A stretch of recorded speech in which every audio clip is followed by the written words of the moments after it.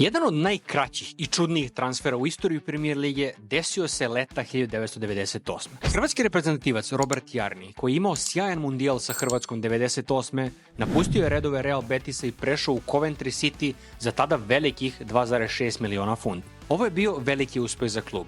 Jarni je bio jedan od najboljih bekova sveta, ali čudnije je to što pre odlaska u Englesku mnogobrojne ponude Real Madrida za njega su bile odbijene od strane Real Betisa. Nedelju dana kasnije uzbuđenje u Coventryu se pretvorilo u užasnutost, kada je Jarni prodat Real Madridu za 3,4 miliona funti. Hrvat nikad nije odigrao ni minut za klub, a tih 800.000 funti dodatne zarade su učinili malo da ublaže razočarenje navijača. Ali šta se zapravo desilo? Jarni je rekao da je promenio mišljenje i da preferira život u Španiji, dok su drugi iskovali teoriju da je Coventry samo bio deo veće zavere u kojoj Real Madrid zaobilazi ta odbijanja Real Betisa u nameri da dovede hrvatskog reprezentativca u svoje redove. Šta vi mislite? Pišite u komentarima ispod, a za još fudbalskih zanimljivosti zapratite Loptački.